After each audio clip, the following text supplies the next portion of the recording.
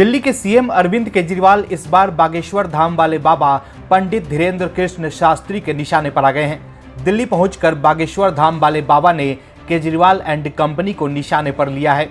दरअसल केजरीवाल के राजनीतिक सोच को देखें तो उसमें एक चीज दिखती है, फ्री। ना कोई विचार दिखता है, ना कोई वैचारिक धारा दिखती है।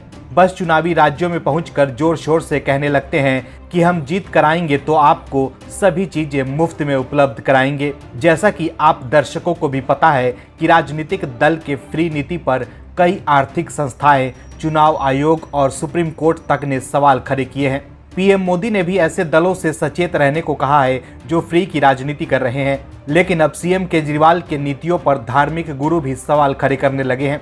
क्या है खबर, बताते हैं आपको इस रिपोर्ट में।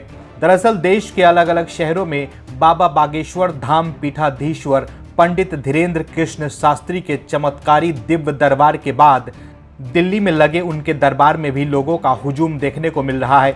बारिश के बावजूद गुरुवार को हनुमान कथा के पहले दिन भारी संख्या में उपस्थिति को देखकर बाबा ने अपने भक्तों को ज्यादा इंतजार नहीं कराया। 3 दिवसीय कथा के पहले ही दिन उन्होंने कुछ ऐसा कह दिया जिससे आम आदमी पार्टी के नेताओं और कार्यकर्ताओं के कान खड़े हो गए हैं। हालांकि बाबा ने इस दौरान किसी का नाम नहीं लिया, लेकिन समझने वाले समझ गए कि बाबा ने किस राजनेता और किस सियासी दल को निशाने पर लेते हुए ये बयान दिए हैं। दिल्ली में 3 दिवसीय हनुमान कथा की शुरुआत आईपी एक्सटेंशन के रामलीला उत्सव ग्राउंड में गुरुवार को 21 कुंडलीय यज्ञ से हुई। बारिश के बीच संपन्न यज्ञ के बाद पंडित धीरेन्द्र शास्त्री ने अपने भक्तों को आगाह किया कि कई बार फ्री मिलने वाली चीजें बहुत घातक होती है। इनके दीर्घकालिक परिणाम बहुत घातक होते हैं। खास बात यह है कि ये बयान देते समय पंडित धीरेन्द्र शास्त्री ने किसी का नाम नहीं लिया, लेकिन हनुमान कथा में भारी संख्या में मौजूद लोग ये मानकर चल रहे हैं कि बाबा बागेश्वर धाम का इशारा दिल्ली के मुख्यमंत्री अरविंद केजरीवाल और उनकी सरकार की फ्री योजनाओं को लेकर था। बता दें कि श्री हनुमान कथा के पहले दिन बारिश के बावजूद लाखों की संख्या में भक्त उनका दर्शन करने उनके कार्यक्रम स्थल पहुंचे। जानकारी के मुताबिक केवल दिल्ली ही नहीं बल्कि अलग अलग राज्यों से लोग बाबा धीरेन्द्र शास्त्री को सुनने दिल्ली पहुंच रहे हैं।